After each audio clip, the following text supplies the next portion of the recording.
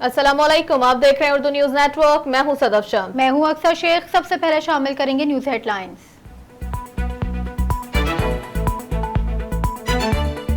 वजीर आजम मोहम्मद शहबाज शरीफ की श्रीलंका के सदर रानियल विक्रमासिंघे से टेलीफोन पर गुफ्तगू। वजीर आजम का IMF मुआहदे के लिए पाकिस्तान की हिमायत पर श्रीलंका के सदर का शुक्रिया। कहा, उम्मीद है पाकिस्तान और श्रीलंका मौजूदा मौशी मुश्किलात के भंवर से जल्द निकलेंगे। श्रीलंका सदर का वजीर आजम की नेक तमन्नाओं का इजहार, तशक्कुर किया। खैर सुगाली के जज्बात का इजहार। साबिक वजीर आला खैबर पख्तूनख्वा ने नई सियासी जमात का ऐलान कर दिया। परवेज खटक ने PTI पार्लियामेंटेरियंस के नाम से नई पार्टी बनाने का ऐलान किया है। साबिक वजीर आला पंजाब परवेज इलाही अपनी नजरबंदी को अदालत में चैलेंज कर दिया है। नजरबंदी का नोटिफिकेशन अदालती फैसले पर असरअंदाज होने के मुतरादिफ है। अदालत DC लाहौर का परवेज इलाही को नजरबंद करने का नोटिफिकेशन कलअदम करार दे। लाहौर हाई कोर्ट में दायर दरखास्त में मौकफ। PTI के वाइस चेयरमैन शाह महमूद कुरैशी कहते हैं, PTI एक अहम स्टेक होल्डर है, हमें इत्तेमाद में नहीं लिया गया। इलेक्शन एक्ट 2017 में सेक्शन 9 बहुत अहम है। 2 बड़ों में बात हो चुकी है, बाकियों को कुछ मालूम नहीं। वक्त बताएगा कि ऊंट किस करवट बैठता है। मुस्लिम लीग नून अदम इस्तेकाम का शिकार है।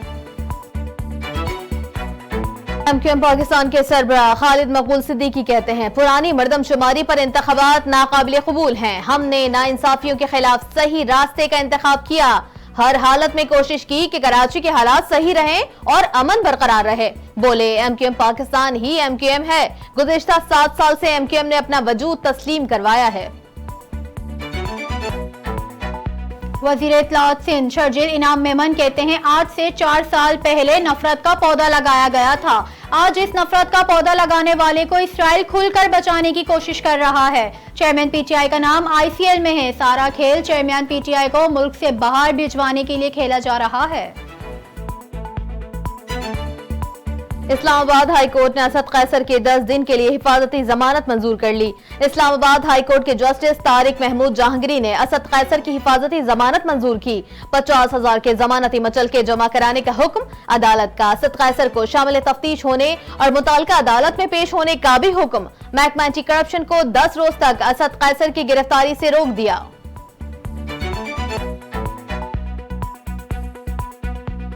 वजीर सेहत अब्दुल कादिर पटेल ने इस्लामाबाद में नेशनल कैंसर अस्पताल का संग बुनियाद रख दिया।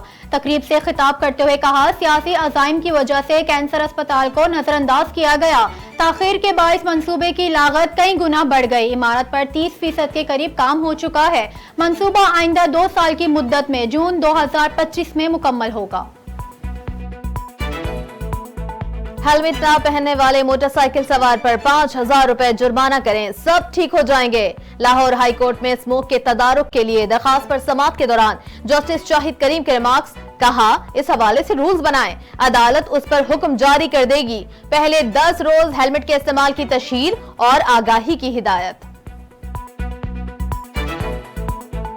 Army chief general Asim Munir का 2 रोजा दौरा ईरान मुकम्मल। ISPR के मुताबिक दौरा ईरान में ईरान की अस्करी क़यादत से आर्मी चीफ की मुलाकातें, सरहदी इलाकों में दहशतगर्दी के खात्मे के लिए मौसर ताउन पर इत्तेफाक किया गया। पाक ईरान फौजी सरबराहान ने दहशतगर्दी खित्ते और दोनों ममालिक के लिए मुश्तरका खतरा करार दिया। मौलाना फजल रहमान की जेर सदारत JUI की मरकजी मजलिस आमला का अहम इजलास। पाकिस्तान और अफगानियों के दरमियान इख्तलाफी बयानात पर तशवीश का इजहार।